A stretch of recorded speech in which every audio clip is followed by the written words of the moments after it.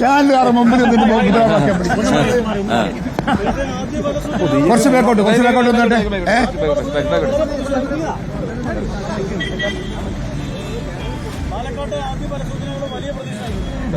നമുക്ക് നല്ല ശുഭപ്രതീക്ഷയാണ്. ഞങ്ങളിപ്പോ ഇനി ഞങ്ങൾ പുറകോട്ടില്ല. ഇനി ഞങ്ങൾ അഡ്വാൻസ് ആണ്. അത് 10 വരെ പോകാം എന്നാണ് എന്റെ കാൽക്കുലേഷൻ. 10 മുകളിലും അവകാശപ്പെടുന്ന ചില നേതാക്കന്മാർ നമ്മുടെ മുമ്പിലുണ്ട്. കാരണം അവർക്ക് അതിൻ്റെതായ കാരണങ്ങളുണ്ട്. പക്ഷെ ഞാൻ അപ് ടു പരമാവധി നമ്മൾ എന്ത് കുറഞ്ഞാലും 10-ൽ താഴെ പോകുന്ന പ്രശ്നമില്ല. വയനാട്ടിൽ അടിച്ച് കയറുകയാണ്. ചേലക്കരയിൽ 40,000 വോട്ടിന്റെ ഭൂരിപക്ഷം കിട്ടിയ മണ്ഡലമാണെന്ന് ഓർമ്മ വേണം. 40,000 39,000 ചില്ലാനും വോട്ട് കിട്ടിയ ഭൂരിപക്ഷം കിട്ടിയ ഇടതുപക്ഷത്തിന് ഭൂരിപക്ഷം കിട്ടിയ മണ്ഡലമാണ് ചേലക്കര. ആ ചേലക്കര ഇപ്പൊ 8,000-ൽ നിൽക്കുകയാണ്. പോയാലും 10 അപ്പുറത്ത് പോവില്ല. സർക്കാർ വിരുദ്ധതയുണ്ട്. അതുകൊണ്ട് നമ്മൾ പ്രവർത്തിച്ചയിടത്തും നമ്മൾ പ്രതീക്ഷ വെച്ചയിടത്തും ഒക്കെ വളരെ മണി പോലെ നമ്മൾ പ്രതീക്ഷിച്ചിടത്ത് എല്ലാ കാര്യങ്ങളും എത്തിയിട്ടുണ്ട്.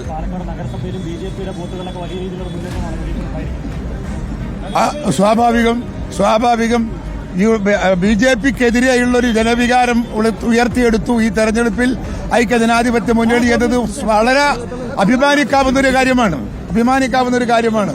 ഒരു കാലത്ത് ഇവിടെ ഉള്ളം കയ്യിലിട്ട് അമ്മാനമാടിയവർ ഇരിക്കുകയാണിപ്പോ, കുത്തിപ്പിടിച്ചിരിക്കുകയാണ്. എഴുത് പറ്റിയെന്ന് അവരോട് ചോദിക്കും. നിങ്ങൾ പോയിട്ട് എന്നിട്ട് ഉത്തരം കണ്ടിട്ട് എന്തൊക്കെ പറ. പിന്നെ ഈ വിവാദങ്ങളൊന്നും നമ്മളെ ഏശിയിട്ടേ ഇല്ല. ഞങ്ങളെ ഏശാൻ മാത്രം ഞങ്ങളെ ഭാഗത്തൊരു അപാകത ഉണ്ടായിട്ടില്ല. ഞങ്ങൾ വളരെ സ്ട്രെയിറ്റ് ഫോർവേഡ് ആയിരുന്നു.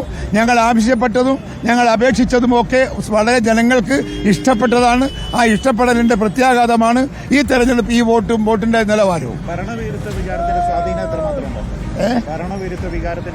ഇതെല്ലാം ഭരണവിരുദ്ധ തന്നെയല്ലേ. അത് ഇടതുപക്ഷമായാലും ഈ CPM BJP ആയാലും ഭരണത്തിന്റെ പ്രതികരണമല്ലേ. കേന്ദ്രത്തിൽ BJP, കേരളത്തിൽ LDF. ഇത് രണ്ടും ഭരണത്തിനെതിരെയുള്ള ജനവികാരത്തിന്റെ പ്രതിഫലനമാണ് ഈ എല്ലാ തിരഞ്ഞെടുപ്പും എന്നാണ് എന്റെ പക്ഷം. ഓക്കെ, കെ സുധാകരന്റെ പ്രതികരണമാണ് കണ്ടത്.